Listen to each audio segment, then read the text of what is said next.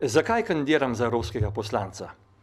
Evropske volitve naj bi bile drugačne od drugih, tako parlamentarnih kot občinskih ali predsedniških. Je res tako? Kandidiram zato, ker čutim, da bi lahko kot član Evropskega parlamenta uspešno nadgradil svoje skoraj 20-letno aktivno delo v slovenski politiki.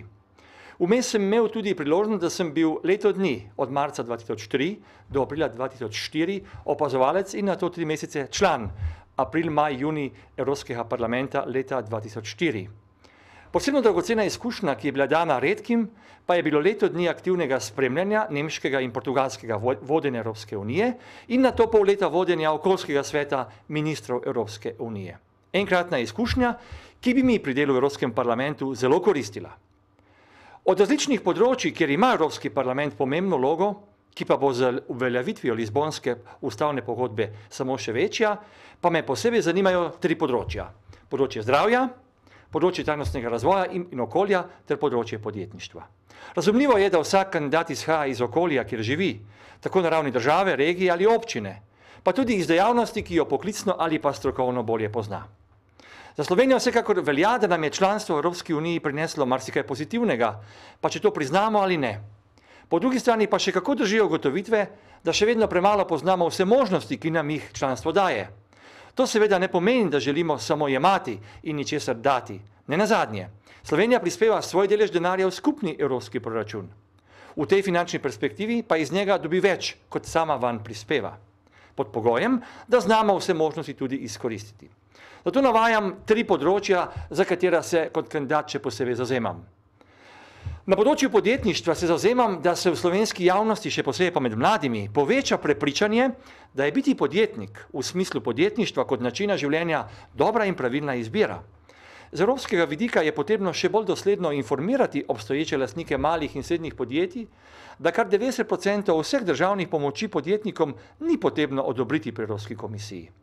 Da to pa ne more biti izgovor v predolgih in zapletenih postopkih, ki podjetnike odvračajo od pridobivanja evropskih sredstev.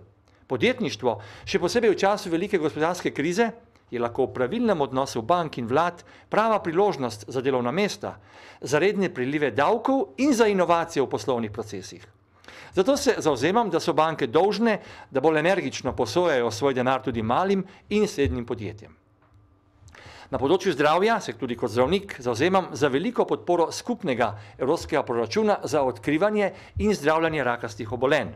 Evropska unija je dokaz, predvsem nekatere njene najbolj razvite države, tudi bogate, da je z doslednimi preventivnimi pregledi možno bistveno zmanjšati obolevnost in smrtnost za rakom, če omenimo vsaj rak na debelem črevesju, na prostati, pljučni rak, rak materničnega vratu in pa rak na dojkah. Zavzemam pa se tudi za poenostavitev dostopa do zdravstvenih storitev v drugi državi članici in pa povrnitev stroškov zdravljenja. To pa pomeni, da bodo na primer bolniki iz Slovenije imeli pravico, da bodo najprej o tej možnosti celovito obveščeni in da bodo lahko šli na pregled in terapijo v drugo državo članico Evropske unije. Glede plačil pa se zavzemam za rešitev, da imajo bolniki pravico do povrnitve stroškov v takšni višini, kot bi je bili deležni doma. Da pa se ob tem države članice, torej tudi Slovenija, same odločijo, ali bodo krile tudi dodatne stroške terapij, bivanja in potovanj.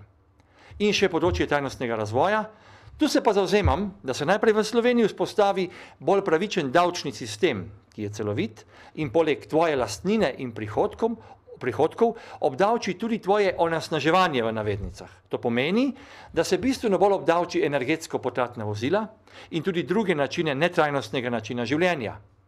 Tak davčni sistem tudi omogoči, da so prihodki zmerno obremenjeni in še posebej nosilnemu srednjemu sloju omogočajo, da zaradi tega več investirajo v svoje in izobraževanje svojih otrok, v nakupe energetsko in okoljsko prijaznih prevoznih sredstev, gospodinjskih aparatov in drugih naprav. Eden od pomembnih ključev za tak trajnostni razvoj pa je tudi investiranje in stalna izboljšava javnih transportnih sistemov. Zato se bom zavzemal za več evropskih sredstev, ki bi jih Slovenija koristila za izboljšanje javnega prometa. Od železnic do modernih, hitrih primestnih vlakov, tramvajev in drugih celovitih ponudb. To pa bi tudi pomenilo, da bi čim več slovenskih državljanov prišlo na delovno mesto ali po drugih opravkih brez osebnega avtomobila. Posledice bodo številne, od boljše kvalitete zraka v mestih do novih delovnih mest In nazadnje, Slovenija bo na ta način skupaj z večjimi naložbami v energetsko izboljšavo zasebnega in javnega stavbnega fonda z lahkoto izpolnila sedanje in tudi prihodnje še ostrejše Kjotske zaveze glede toplogrednih plinov.